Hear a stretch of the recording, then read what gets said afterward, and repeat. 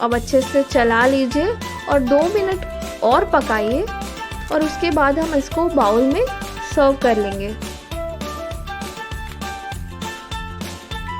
ये एकदम unique style है चिकन हांडी। अपने टेस्ट को आप चेंज करने के लिए इसको ज़रूर ट्राई करिएगा।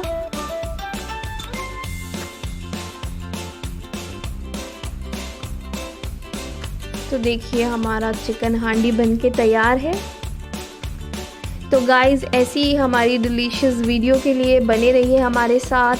दहकता किचन को प्लीज़ सब्सक्राइब करिए और कमेंट में हमें ज़रूर बताया करिए कि आपको हमारी रेसिपीज़ कैसी लगी।